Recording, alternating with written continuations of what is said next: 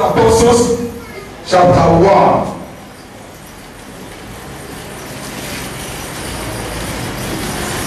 Today is an actual day.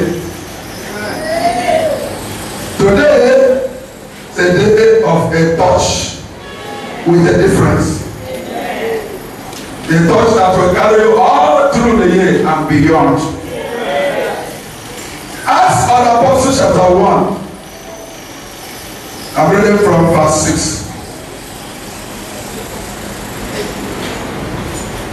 Therefore, when they had come together, they asked him, saying, Lord, will you at this time restore the kingdom to Israel?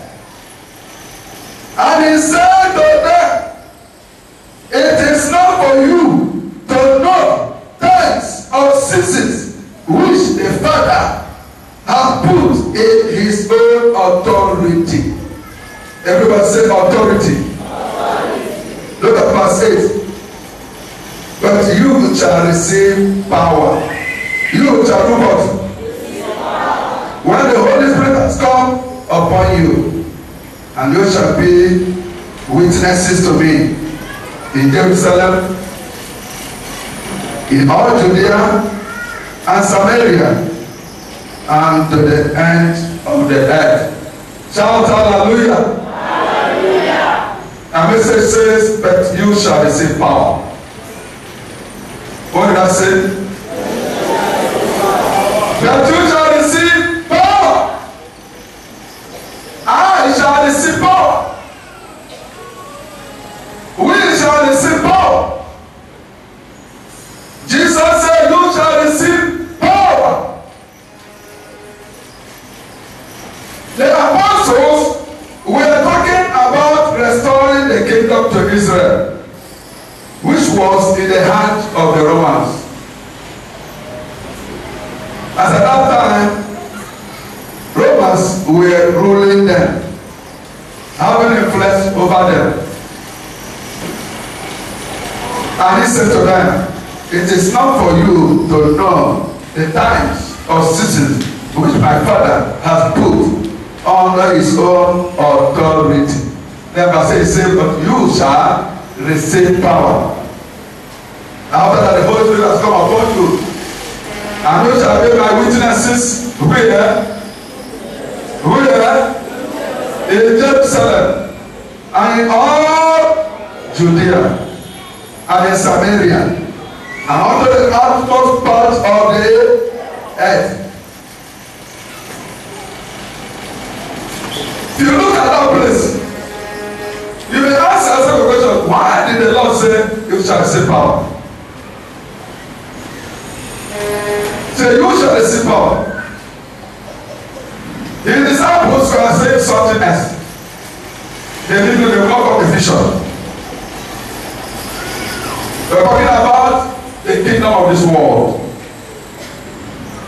But the Lord said, but you shall receive power. He put bet. You shall receive power. Why did he say so? Because of the enemies that will oppose a new beginning.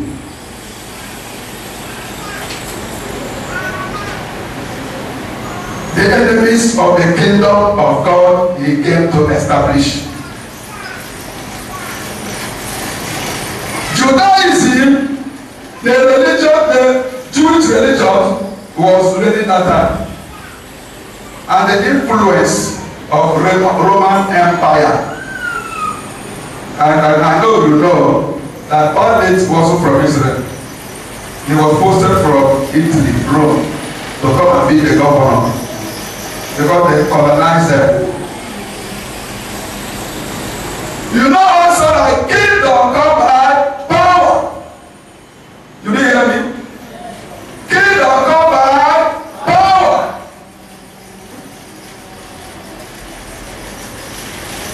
And these enemies of the kingdom are to be faced by these people, by the disciples of Jesus, when he has left And you know that Jesus faced these enemies while he was ministering on earth. By the time he was to leave, he told them that enemies are around them and are going to do more than they did to him. And told them, you must receive power. Such powers as worldly influence, political powers, satanic powers.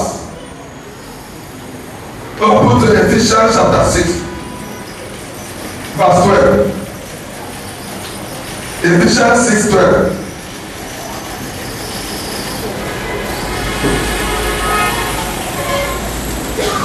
For we do not wrestle against flesh and blood, but against principalities, against powers, against the rulers of the darkness of this world, of this age, against spiritual hosts of wickedness in the heavenly places. They are powers of darkness. They are powers in the air and the land. They are powers, when you are believing the blood of Jesus, they will be coming to you. They won't recognize it. They are powers that when you believe, when you say Holy Ghost fire, they will forbid fire themselves. Those are the wicked powers we are contesting with. Praise the Lord. And that is why you and I will receive power. So we do not wrestle against flesh and blood, but against principalities, against powers, against spiritual hosts of wickedness in the heavenly places. There are also other powers, intellectual powers, academic powers, wisdom of the world, traditional powers. If you don't have the power of God, when you go to village, they will bless you. If you don't have the power of God, the place where you are, they will bless you. If you don't have the power of God in your working place, they will bless you. The world will bless you. But we need this power to influence the world. We need this power to influence the traditions of our land. We will tell them what to do and not for us to compromise with them. Are you hearing me? We shall not compromise with them. These powers have increased in our time. You see, advancement in technology is good, but it's also bad. Advancement in technology is causing problems now in our time, blessing Christians in many ways. Islamic influence. You know that Islam is influencing our world now. Greatly. Just look at the Boko Haram. Look at the ISIS. They were not there before, but now they have come up.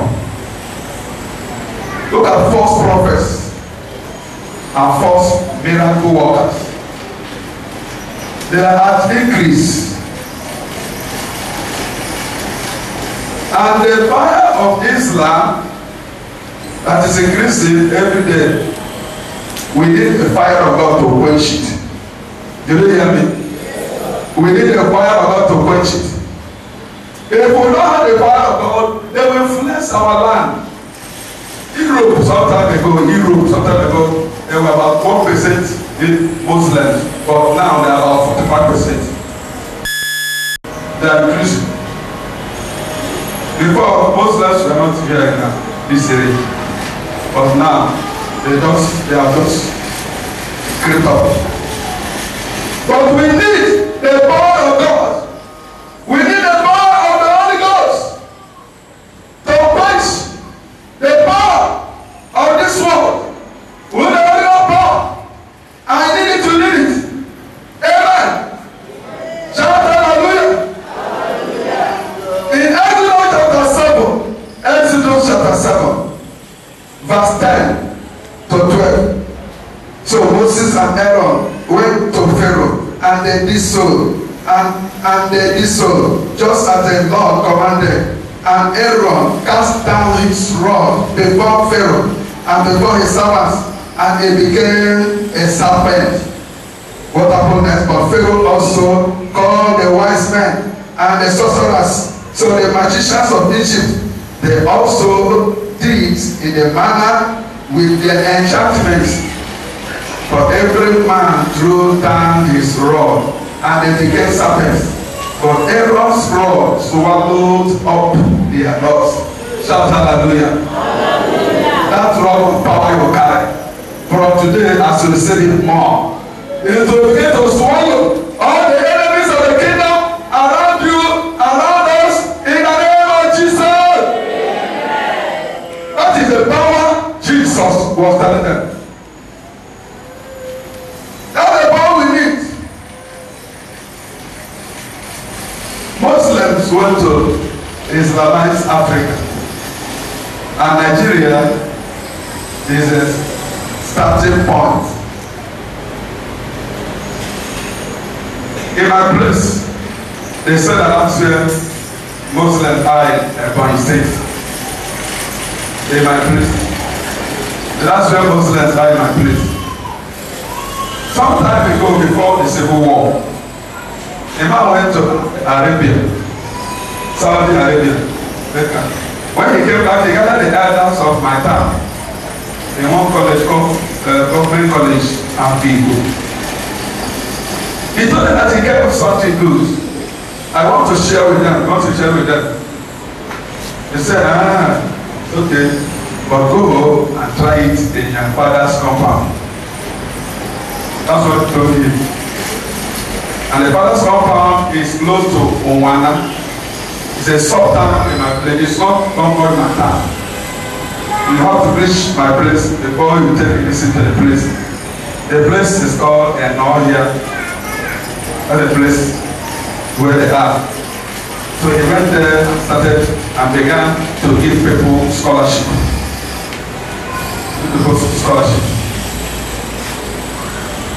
People began to go to them. That's how they started, and now they have gained the ground. So that's why myself, I'm not happy with them. And I want to receive this power so that I will work and deal with them. Amen. I need a power. Say, I need a power. I want to share your hunger so that you begin to seek for this power. Because you and I cannot do without the power of God. We need the power to confront all the enemies of the kingdom. This power is a power to enlarge the kingdom of God. I said the kingdom come by power. With the power to expand the kingdom of God. There's the power to live victorious Christian life. With the power to be fruitful in life. With the power to have abundant life. With the power to have effective ministry, effective service. As a pastor, as a minister, as a worker, as a Christian, we need the power so that we can perform very well where we are called. So that's why we need this power. It is not option. Everything we say is for particular people, maybe for the pastors, for the leaders. It's a necessity. It's a thing for every one of us that is seated here. Are you hearing me? It's a thing we need that power. Evangelists need it, Christian workers need it, professionals need it. Those in academics, they need it. Teachers need it. Students need it. Businessmen need it. Housewives need it. Everybody needs this power. Farmers need it. Inventors, they need it. Praise the Lord. But when the power comes upon you, you will touch spirit, soul, and body. Amen. The power is not just to speak in tongues. Many of us have ended in speaking in tongues. That's the the initial evidence. But there's something more than that. Amen. With the power, someone can see the power of God now. If he wasn't educated, they can read the Bible. In 1990, I went to the Bible program and place. I was not a believer then. And the woman was testifying in my testimony, said she didn't know how to read. She could not read the Bible before. But after the Holy Ghost, she began to read the Bible. That's the type of power we need. Are you hearing me, somebody? That's the type of power we need. The power that can increase your IQ. IQ is intelligent quotient. Praise the Lord. Peter and the rest of them were ordinary men, fishermen. But when they received the power, they taught professors. Do you hear me? Professors do not withstand them. Stephen was a food sharer.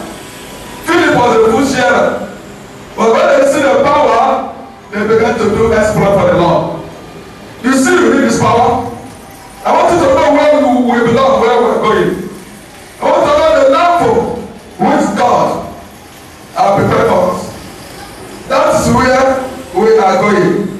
It is not just here. Amen. With the power of evangelism, power for soul winning. There's what is called power ministry. There's also what is called presence ministry. Presence ministry is more than power ministry.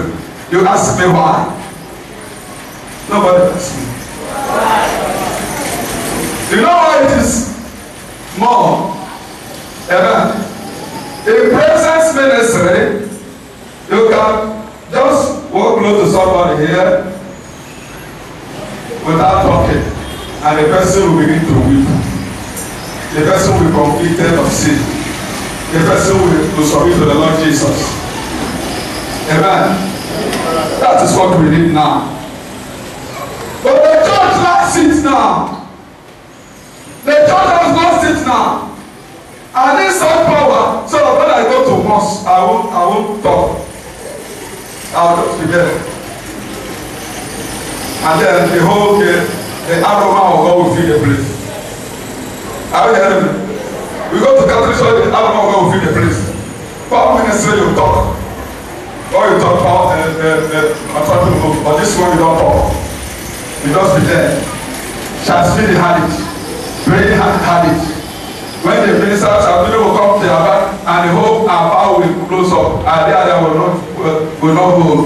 Shopping center will not hold. Because the man he didn't preach has not started preaching. That's the power you and I have.